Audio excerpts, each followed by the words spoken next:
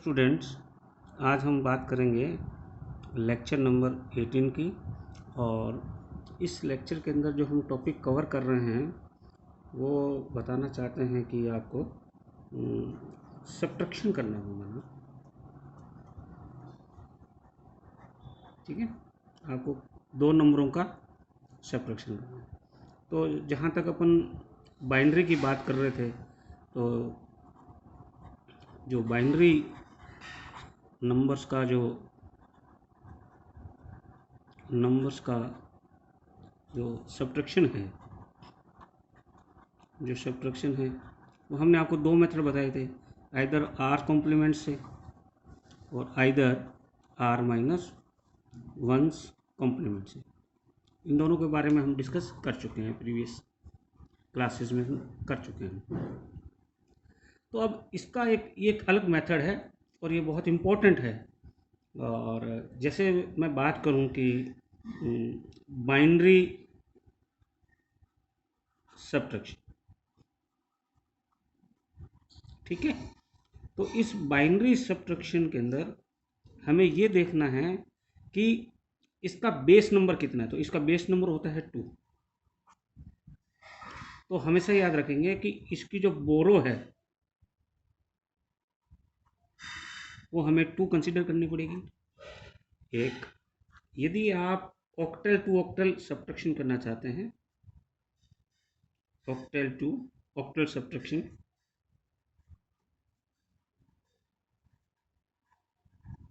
तो octal subtraction में इसका जो बेस नंबर होता है वो तो होता है 8। तो इसकी जो बोरो होगी वो हमें 8 कंसीडर करनी पड़ेगी।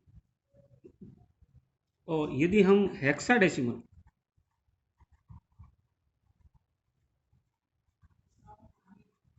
सब्ट्रैक्शन करना चाहते हैं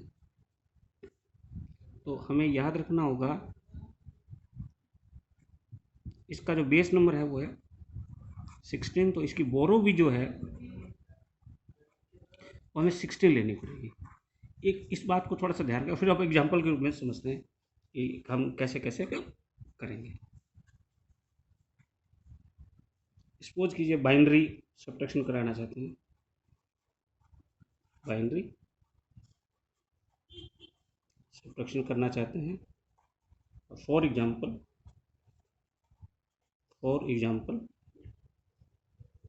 कि 1101 it is a binary number और उसको सब्ट्रैक्ट करना चाहते हैं 1010। तो आपको क्या करना है कि पता है कि बाइनरी नंबर, तो इसकी बोरो कितनी होगी 2। तो 1101 इसके नीचे लिखेंगे और इसको सब्ट्रैक्ट करेंगे। कैसे, देखो 1 माइनस 0 1 ही होता है, लेकिन 0 में से 1 नहीं जाएगा। तो हमें क्या करना है, ये तो हो गया आपका 0 और यहाँ से बोरो चलेगी 2। अब इस 2 में से 1 गया, कितना बन गया 1, और 0 में से 0 गया 0, 1 में से 1 गया 0। ये आपका डायरेक्ट आंसर आ गया।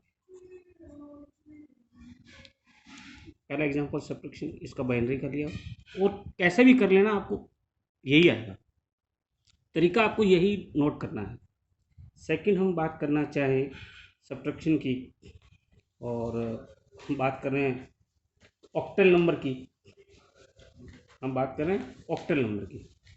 तो ऑक्टल सब्ट्रैक्शन बहुत इंपॉर्टेंट है। याद क्या रखना है हमें, इसकी बोरो कितनी आएगी 8 आएगी, क्योंकि इसका बेस नंबर 8 है। ये याद रखना। एग्जांपल लेते हैं। For example 725 that is octal minus 374 that is octal. और देख लेंगे कि ये हर डिजिट जो है वो इस 8 से कम होनी चाहिए, तभी ऑक्टल होगा, अदरवाइज तो होगा नहीं। इसको करने के लिए देखिए 725 लिखेंगे, इसके नीचे इक्वल टर्म लिखेंगे 374, इसको माइनस करेंगे। कैसे करेंगे, देखो 5 में से 4 गया 1, लेकिन 2 में से 7 नहीं जाता। तो हम क्या करेंगे, यहाँ से बोरो लेंगे, ये तो हो गया 6, और यहाँ बोरो क्या लेंगे 8। क्या लेंगे 8। अब 8 और 2 कितना हो गया 10, इस 10 में से 7 गया, आंसर आ गया 3। इस 6 में से 3 गया, ये आ गया 3। ये आपके पास डायरेक्ट आंसर आ गया है, दैट इज के ऑक्टल 2 किस तरह से करते हैं ऑक्टल। इसी तरह से आप बात करें कि हेक्साडेसिमल की, एक हल्का सा ये भी आपको क्लियर कर देते हैं। हेक्साडेसिमल सब्ट्रैक्शन है ना, एक ये भी रह गया है।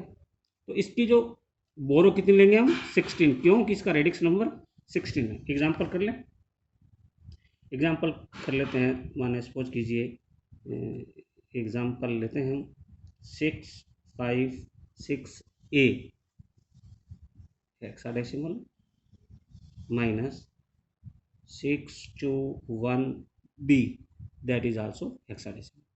तो अपन क्या करेंगे, इसके नीचे ये रखेंगे,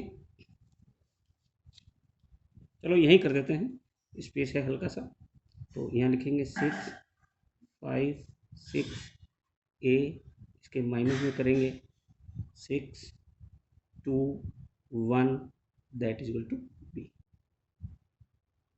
देखिए ए, हम हेक्साडेसिमल में पता है हमें कि ए को हम किससे लिखते हैं 10 से लिखते हैं, बी को हम 11 से लिखते हैं, सी को हम 12 से लिखते हैं, डी को हम 13 से लिखते हैं, ई को हम 14 से लिखते हैं, और जो एफ होता है उसको हम 15 से लिखते हैं। ए माइनस बी, इसका मतलब 10 में से 11, 10 में से 11 नहीं घट सकते, नहीं घट सकते, तो आपको यहाँ से बोरो लेनी पड़ेगी।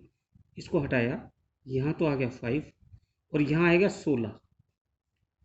अब 16 और 10, एक को 10 कहते हैं, 16 10 26, इस 26 में से 11 गए, 26 में से 11 गए, कितने बचते हैं 26 में से 11 गए 15।